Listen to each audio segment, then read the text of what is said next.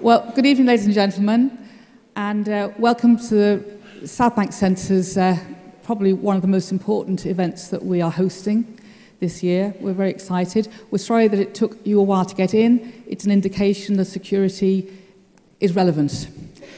I'm Jude Kelly. I'm the Artistic Director of the Southbank Centre. Thank you. That's all I'm going to say. And you can see that we feel as if we have a very unique moment because the Southbank Centre was created in 1951 for the Festival of Britain, dedicated to the idea that everybody's imagination must count, and dedicated to the idea, after a barbaric war, that something about keeping peace is about the inclusion of the many and the making sure that the many are many, many different kinds of people doing all different kinds of things in a way that create the biggest amount of joy and human potential. So any chance that we have to speak about that or give a platform to those people who believe in that and make that possible, we see that as our job, not only literally in an artistic context, but in a cultural context. And so obviously tonight we're able to introduce Malala Yousafzai, who is going to talk about her experiences. And I want to give you just a little history of her so far. You'll have read much, I'm sure, but she was born in 1997. She grew up in the Swat Valley in northern Pakistan with her parents and two brothers, one of whom is here tonight. Both her parents are here tonight. We're delighted with that. And from the age of 10, she campaigned for the rights of girls to receive an education. And using a pseudonym, she had a blog for the BBC, detailing her life under Taliban rule and her views on promoting education for girls. And then in October 2012, as a 15-year-old, she was shot by the Taliban while travelling home from school on a bus with her friends. And following that attack, of course, she was flown to Birmingham to receive treatment with the Queen Elizabeth Hospital. And by March 13, she'd made a fantastic recovery and she now goes to school in Birmingham. It is important to know that after the discussion tonight, she's going to go off quite quickly in order to get back so she can go to school tomorrow morning, as is right. So she now lives in Birmingham, but she's still campaigning for every child to have the right to go to school. And since the attack, she's become internationally acclaimed for her courage by refusing to be silent and committing herself to this lifelong cause. She's been named as the 100 most influential people in the world, one of them by the 2013 Time magazine. She is the winner of the Pakistan's first National Youth Peace Prize, the International Children's Peace Prize, the 2012 Tipperary International Peace Prize, the Premi International Catalunya Award of Catalonia, the Simone de Beauvoir Prize, the Oklahoma City Reflection of Hope Award, and she's been honoured with Amnesty's International Ambassador of Conscience Award, and she was nominated for the 2013 Nobel Peace Prize. And following the outpouring of support that Malala received, she set up the Malala Fund, which is dedicated to help promoting education for girls throughout the world. She wrote in her book, "This last year has shown me both the extreme hatred of man and the limitless love of God. I want to say I'm grateful for every petal of the bouquets and every letter of the cards and messages." She knows how much she has meant to people, and she's here with us tonight. Let's welcome Malala Yousafzai. Thank you.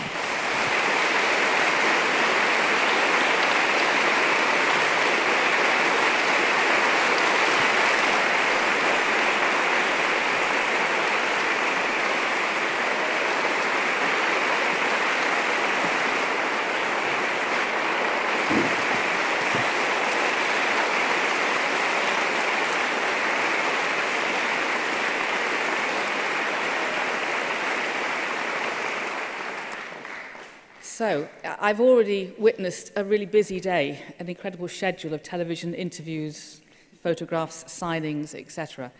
And one of the things that you wrote, again, I must just say, by the way, that this book, I Am Malala, was written with Christina Lamb, who's also in the audience. And it's a beautifully structured, incredibly sensitive, marvellous narrative by both of you.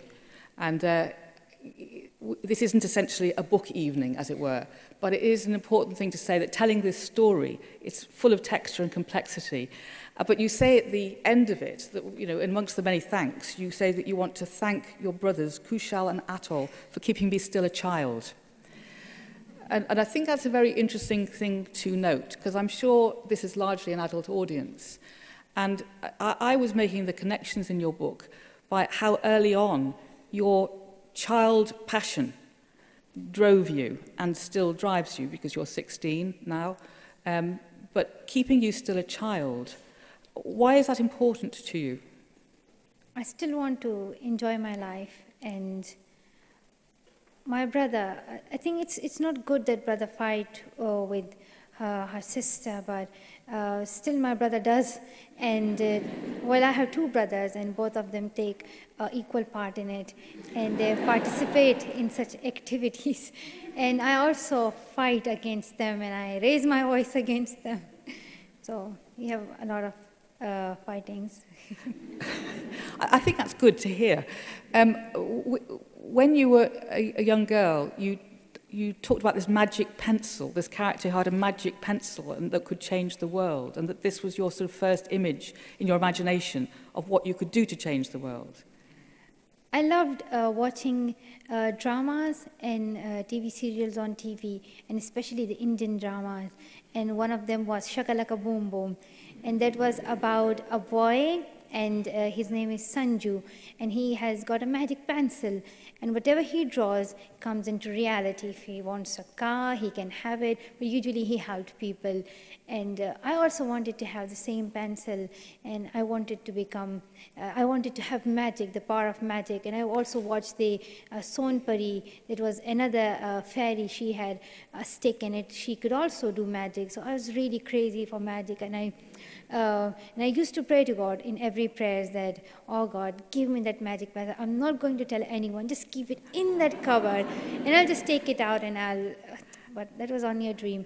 But now I have realized that the magic pencil that Sanju had was really magical. And that's why now I'm having a pencil in my hand to fight for my rights, to fight for the rights of every girl. Yeah, because you have talked about that image a lot, haven't you? When you were in the UN, and again, when you won one of the prizes I saw a couple of weeks ago, you talked very specifically about the power of the pencil to change the world. So, I mean, can you just talk a little bit about your father, who's also, a great campaigner for children's rights, for people's rights, and for girls' rights. But Zawuddin said to me last year when he came to the Women of the World Festival that he absolutely had always had this passion for committing himself to girls' education. And you were his firstborn. And therefore, you presumably joined in the mission very early on. Was it something that you also felt personally? I mean, did it strike you very early on that girls needed to have magic pencils in real life? At that time, when terrorism was spreading in Swat, and when the Taliban came to Swat, they started blowing schools. They blasted more than 400 schools in Swat. They also killed people. They slaughtered women. They flogged women. They were against the basic rights of women. They were against the freedom of women. Women were not allowed to go to market. We were not allowed to go to school even. So at that hard situation, he was speaking up for his rights. My father raised his voice, and he was not afraid of anyone. And he was doing it very honestly. And with his courage and with his full determination, he carried on. And that's why I followed him and I learned from him. And I think a boy could also have raised his voice at that time, but the education of boys was not that much hard as girls' education was, because the Taliban did not ban boys' education. Otherwise, my brothers would also have spoken, but at that time, I was speaking because I wanted to go to school. I loved my books. I loved my school bag. I loved my school, and I was missing my school because before the terrorism, I was thinking that carrying this heavy bag to school and having lots of books and doing homework every day, why am I going to school? Is it important? What importance does it have in my life? But later on, when I saw the terrorists, when they came to Swat and when they banned girls' education, then I realized that these terrorists are afraid of the power of education, and they're not letting women to be empowered. That's why they are stopping us from going to school. You you are very academic and you're very competitive. I mean, in the book, I'm full of admiration for the fact that you're saying, I didn't come first. This is very annoying. I will come first next time. And you're very open about the fact that, you know, between the different friends you have, you're very competitive. And if somebody new arrives and they might get first in class, you'll work even harder. So you're obviously a very driven person academically. And one of the really startling images I had was when you were reading Stephen Hawking's A Brief History of Time at the same time as the Taliban were burning down the schools. And those images together, you know, it must have felt as if you were living in a very bizarre world where you had access to global education, and yet everybody was allowing this situation to happen with very few people standing up against them. We believe that every day we are progressing, we are developing, but in Swat we were in a reverse mode. We were going back every day. We were going back to the Stone Age. In this 21st century, we believed that even now we are giving education to special children, to disabled children. But in our part of the world, we girls were banned from going to schools. And we felt like we have been just thrown to the Stone Age. And we could see the barbaric situation. It was really hard to live in that situation. And I loved my school. I wanted to get education. I wanted to see peace in Swat. I wanted to read about Stephen Hawking. I wanted to read about time. I wanted to know about physics. Mm-hmm. I wanted to go out of the universe and see other worlds. But that right was snatched from us. We were only limited to the four walls of our house. We were told that the only job for a woman is to cook, is to serve her husband, is to serve her father, her brothers, is to clean the house, is to give birth to children, is to feed them. That's her job. That's why she has been created. That's the mindset of those terrorists. In the Quran, you talk about the fact that there's nothing that says that women should be dependent on men. I mean, you quote parts of the Quran that says very specifically, actually, women are very independent. In fact, the first wife of the Prophet was 15 years older than him and a professional woman, is what you say? The first wife of Prophet, peace be upon him, was a widow. Mm-hmm. She was 15 years older than him. She was doing trade, doing exports and imports, and she was a businesswoman. And Prophet was helping her. Prophet was working with her in her business. And Islam shows us that there is no difference between a man and a woman. They have the equal rights. They have the same rights. And if we look at the hadith of Prophet, peace be upon him, he says that it is the duty, not only the right, it's the duty of every man and woman, of every girl and boy, to get knowledge and to get education. But I think that the terrorists haven't read Quran and neither they have read the hadith. Mm-hmm.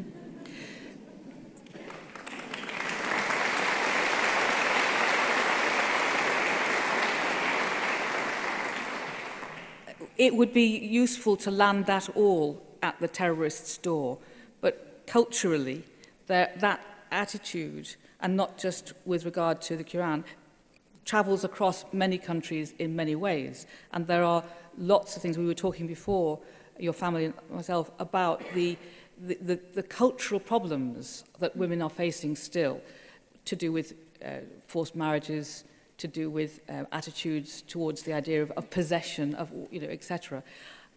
Do you imagine that the position that you're now taking on girls' education, do you think that is the answer to unlocking all of those things? If we look at the world and what's happening and why women are suffering, why girls are suffering, there are so many facts, not only terrorism. They're suffering from child labor, from child trafficking, from early forced marriages. They're suffering from the cultural norms and taboos as well that are against their rights. And there's another thing in our society, being a Pashtun and being a Muslim. We sometimes love Islam, we follow the rules of Islam, and sometimes we follow the rules of Pashtun society.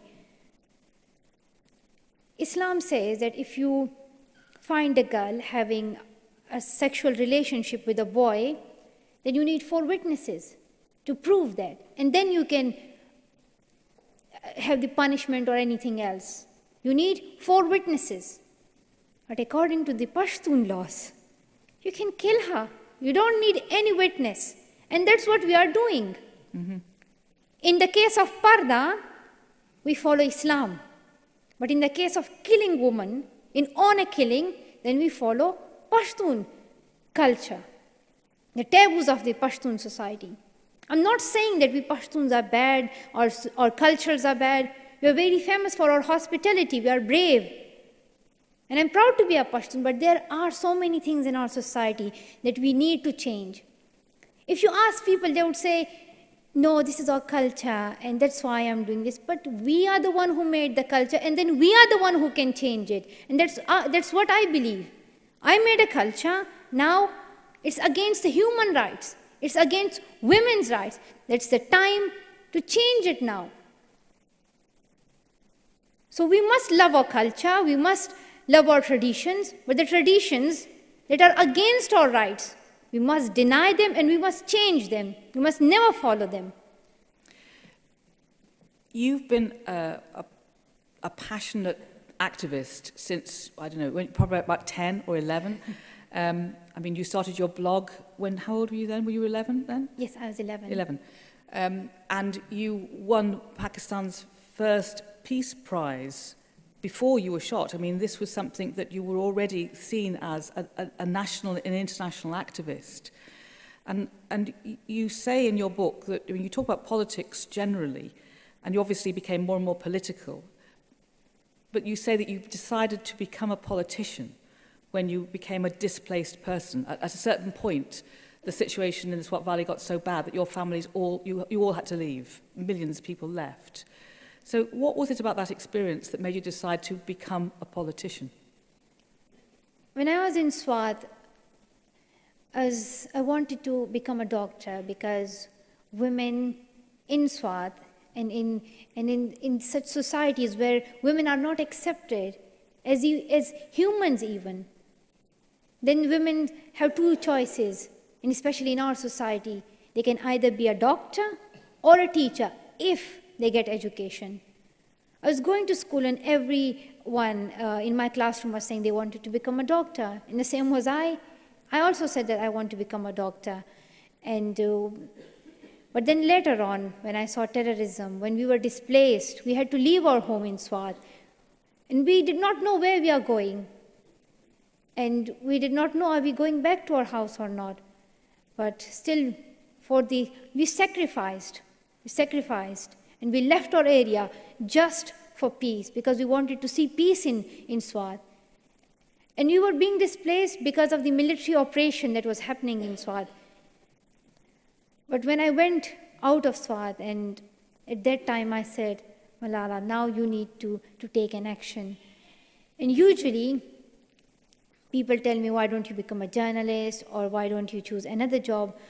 But in my opinion, having a banner in your hand and standing in front of the parliament and saying that I want education, I want to fight for my rights, I want to bring that change in the constitution, I want to do this and that. Instead of standing in front of the parliament, why don't you go inside? Why don't you go inside the parliament and bring the changes that you want? So that's why, instead of asking the politicians, I want to go there, I want to go to the parliament, and I want to bring that change. So for serving my country, for helping the children of Pakistan to go to school, for helping every child all around the world, those 57 million children who are out of school, I want to join politics. Because now all these issues that we are facing, the terrorism and the war and the hard situation that is going on, the politicians and the leaders of the countries, they can take an action for it. Why don't they solve it? Why don't they focus on it? Why don't they give importance to education? Yeah, well, let me come back to the politics in a minute, because I want to ask you more about that. But yes, why don't they? Because the Millennium Goals, were very, very clearly set up, but the ones that have dropped to the bottom seem to be the ones that specifically are about girls' education, women's health, etc. Why do you think that is? Why is that agenda kept dropping to the bottom of? The first thing is that usually we have meetings in conferences and we talk with other people, but we just talk to I'm talking to you as well, but what about those people who are living in Swat? What about those parents who are not letting their daughters to school? We need to go and we need to talk to them as well. So instead of having meetings in Islamabad, in big cities, in New York, in London, why don't we go to those areas which are suffering? Why don't we go to Afghanistan? Why don't we talk to them? Why don't we tell them?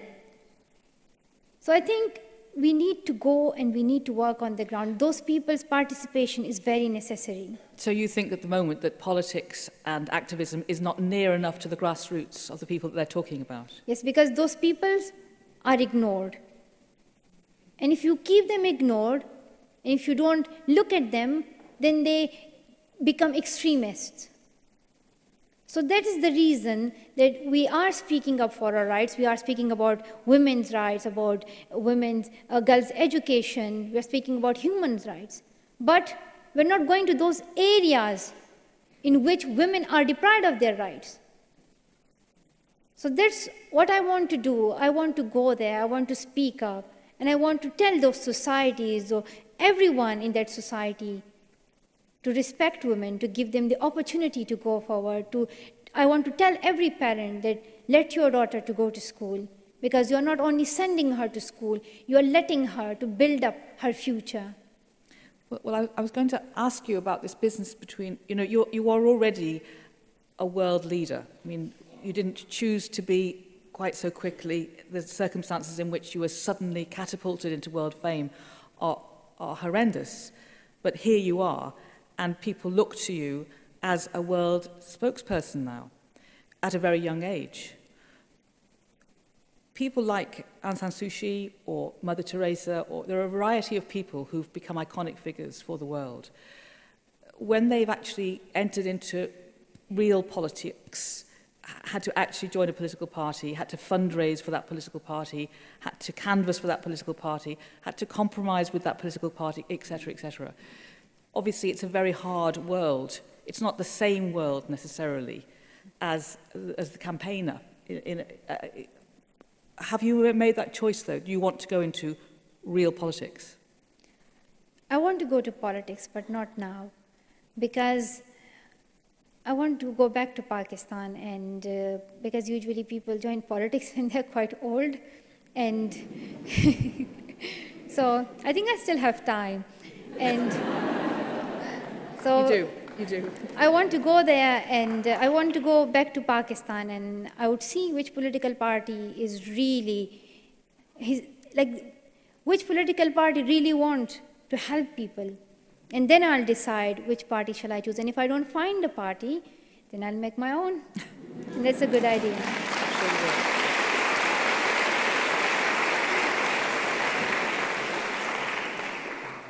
Let me just kind of take a sideways look at something else for a minute, because the book talks so beautifully about the area that you come from, the geography, the snow, the rivers, the water, the flowers. And it's very lyrical, the book, about the love you have for the countryside. Is it an amazing place? Is it a beautiful place? Is it a place that we should visit if times change? I believe in two paradises. One is the heaven that I will get after this world, after this life. And one paradise is on earth, and for me that is Swat. And I love Swat Valley, because it is the most beautiful place I have ever seen in my life. When I was in Swat and having a tour to Malam Jabbar, to Fizagat, and to enjoy being on those tall mountains and to be on the riverside and to have trouts and to enjoy our time. At that time, I was not realizing it's beautiful, but now I miss Swat because there is a feeling in my heart that I'm being apart from Swat, and that was just a part of my past. And now I can't go back there. There's a feeling in my heart. That's why now I realize that I have missed a very precious place in my life.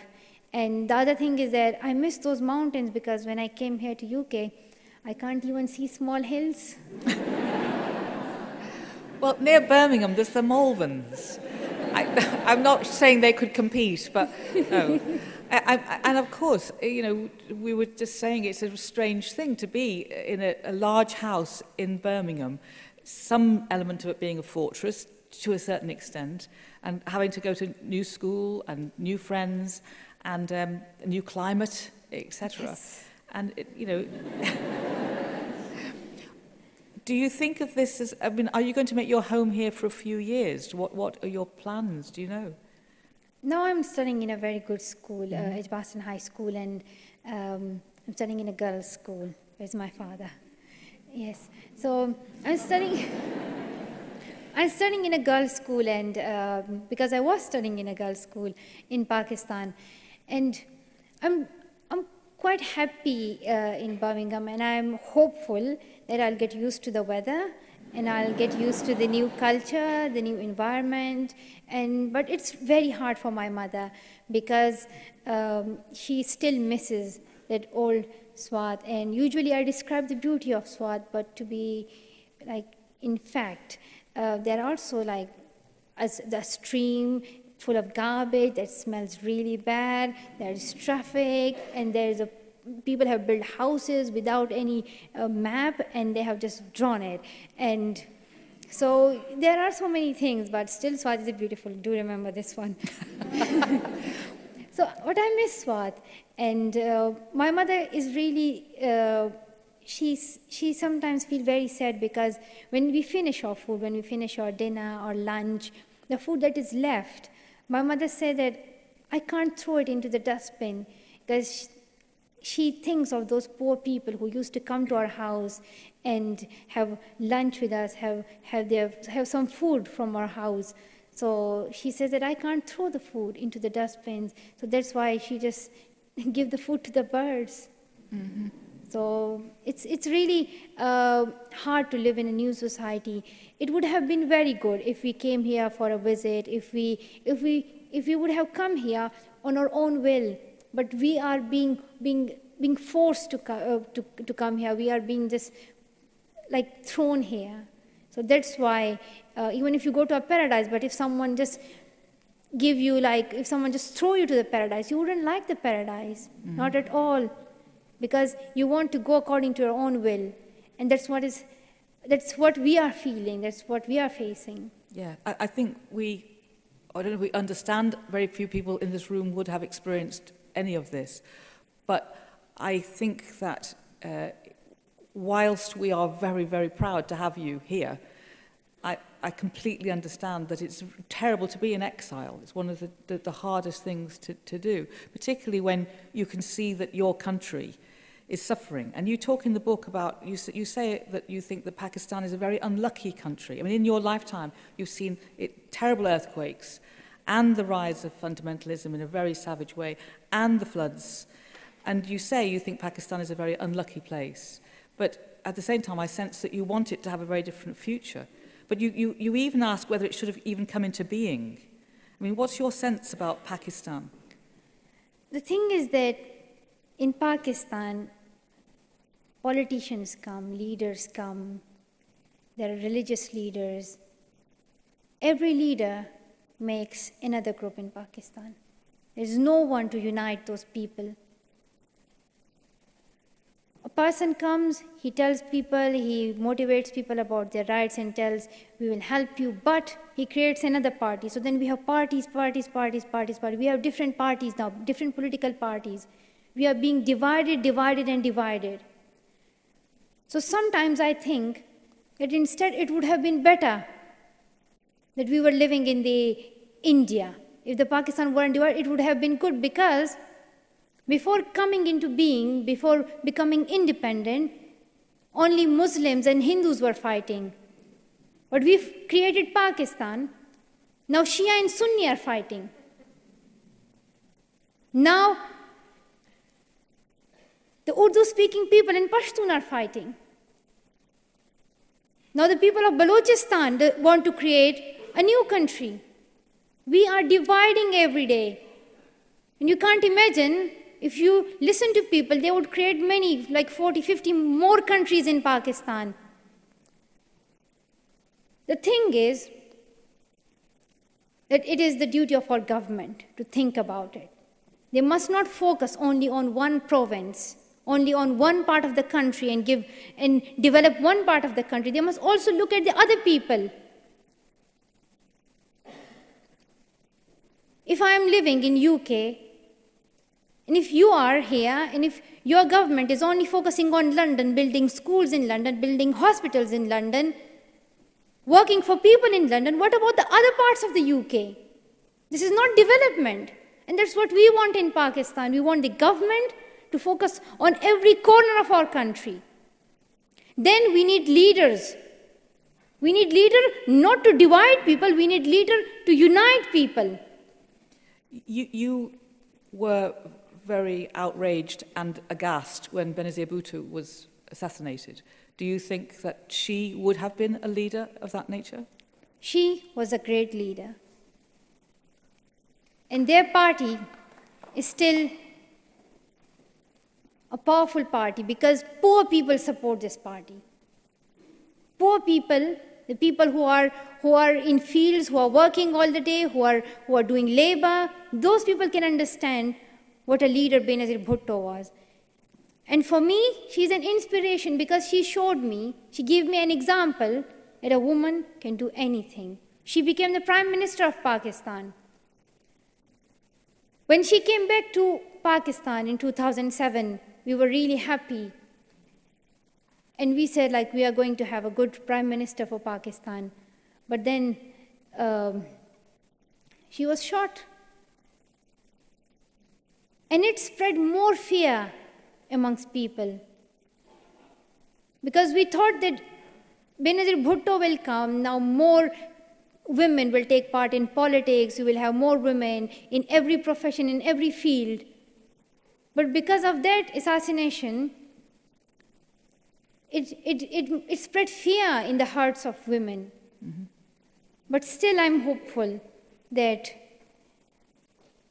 if I work hard and if people support me and if we work together, if I go back to Pakistan and create another party, I'm never going to succeed. I'm going back to Pakistan, I'm going to unite all these parties.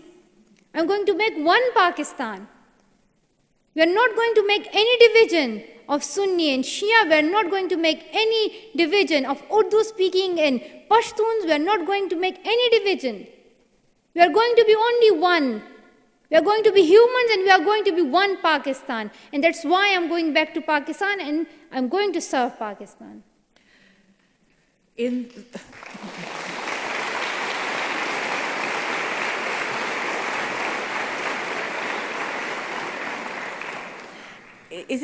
I've been reading some of the sort of unpleasant attitudes that some people are taking in Pakistan to you, having a world stage role. And is there some difficult path that you have to negotiate between, I'll put it very crudely, the West thinking, oh good, we've got somebody here who will criticize Pakistan with us, and yet actually you love Pakistan and you want the West to understand how Pakistan has reached the position it's in? Because in your book, again, which I commend, you're very analytical about the different pressures that Pakistan has been put under by the West to serve biddings. So it's a hard road to fight, to walk this.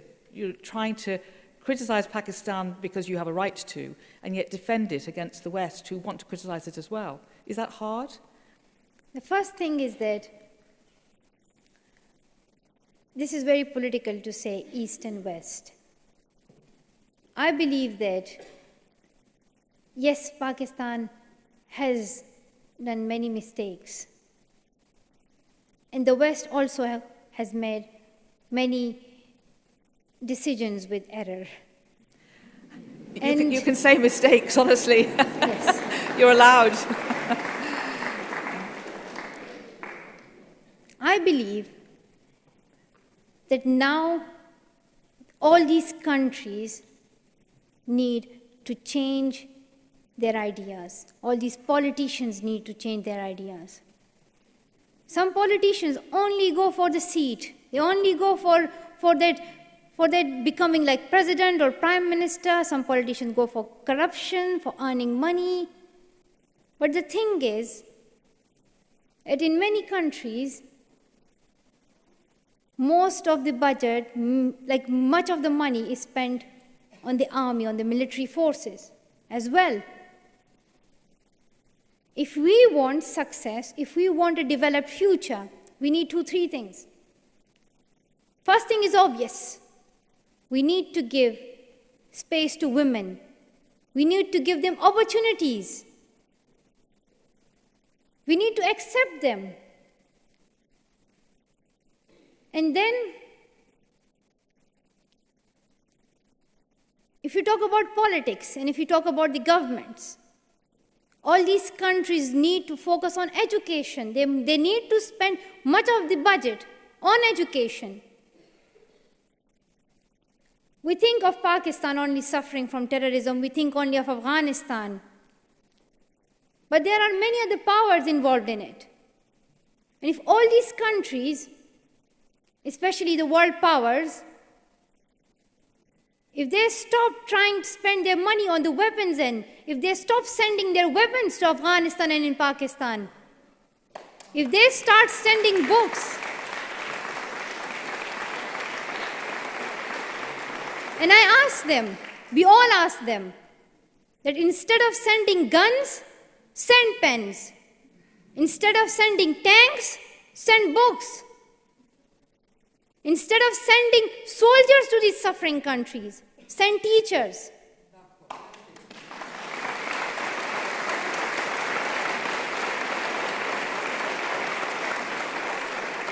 And I want to change the idea of fighting. We all fight with each other. It's human nature. You can never change this idea. It's our nature to fight. I fight with my brothers. My brothers fight with me. But the thing is that these countries should fight. But the fight and the competition should not be on counting how many weapons do you have, how many tanks do you have, who has got atomic bomb and who has got the nuclear power station. This competition must be on the basis of how many educated children do you have. What's the rate of literacy? We need to change the ideology. We need to tell people what the real power is. You are not powerful if you have a gun, because through gun, you can only kill. You are powerful when you have a book, when you have a pen, because through pen, you can save lives. And that's the change that we want to bring in our society. Let us change our minds. Let us have war, let's fight, but the fight should be on education. If a country has more children educated, if a country has more talented people, if a country is given equal rights to each of its citizens, that country is the powerful, not the country with having an atomic bomb. Thank you.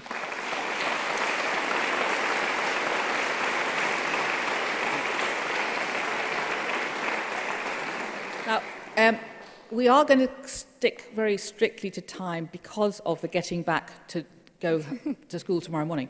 And so we're going to take about 4 questions from the audience. There's one there, yes. There's loads of them, obviously. But again, on the spirit of democratic geography, there's one right at the back there, right at the back. That's 2. There's somebody there, a young woman there, a young girl, yes, there, that's 3. Okay, 3, there's one there at the back. 4. Okay, and if we could take the questions one after the other, and then Malala will answer all of them. And if you could make sure it's a question and not a speech, that would be great. Thank you. Who's got that? Where's the microphone? Who was? It was there. Sorry, there. Have you got the one at the back? Yes? That one there? Okay. This is a question from my 9-year-old stepson. You were a big inspiration at his school, and he asked me to ask you where you found the courage to keep going to school after you were threatened by the Taliban. He'd really like to know that, he and his friends. Thank you. Okay. The one at the back? Hello. Our question is, what have you got to say to people who don't believe in your story and criticise you? Okay. There's a young lady down here. If you want to stand up and to just wave there. This. Hi. I'm wondering where you'd like to go to university and what you're planning to study. Thank you. What's your favourite subject at school?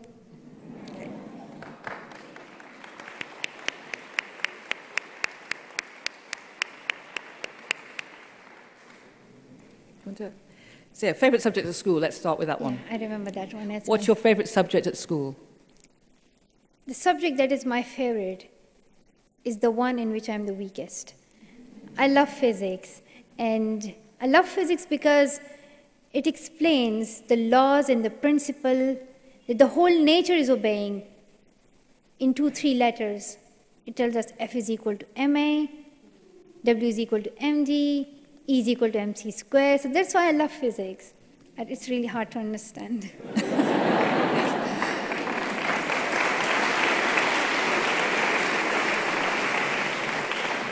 And what are your plans in terms of university and so on? And I hope those universities are not hearing. And the first thing is that I want to go to a university, and I haven't yet decided because I'm still doing my GCSE. And I don't know, because we change our minds, our favorite things change with the passage of time. So maybe Oxford, maybe Cambridge, maybe Harvard. Okay. I hope they would give me admission. I think they might. The person at the back who said, yeah, how do you cope with the criticisms? The first thing is that people criticize me that I am the agent of CIA, I am ISI agent, I'm working with Army, I was not even being shot.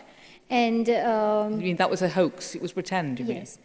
I want to tell people that for a while, ignore me. Don't accept Malala. Don't think of her as a superstar or as a campaigner for girls' education. Only support education of every child. Support girls' education. Support women's rights. And I would feel as if you are supporting me. I don't want people to just follow me on Twitter, follow me on Facebook, give good comments about me. That's really good because you are supporting me. But to those people who are finding ways for criticism, and that's a very small group you must keep in mind. That's a very small group. You must also look at those millions of people who are supporting me and who have prayed for my recovery, for my new life. So instead of looking through microscope to that small group, why don't I look at those millions of people who are praying for me, who are supporting me in my cause of education? Mm-hmm. And you talked about there was a question about how did you have the courage to carry on. In the book, you talk about the growing fear that you were likely to be attacked, that you used to lock the windows and check the gates, and that you sensed this probably would happen at some stage. So after that terrible accident, bearing in mind you're now on the world stage, how do you cope with the notion of fear, and where do you find the courage? We always have fear in our heart. We are afraid of ghosts, we are afraid of spiders. But in this 21st century, when we were in Swat, we were afraid of humans. We were not afraid of any spider, any ghost, any dragon, You were afraid of humans. But fear does not mean that you would stop. And our courage was more powerful than our fear. And that's why the courage defeated that fear. And still, that courage that you are giving me, that God is giving me, is defeating the fear. And I'm hopeful that I will never lose hope, and I'm hopeful that you will support me.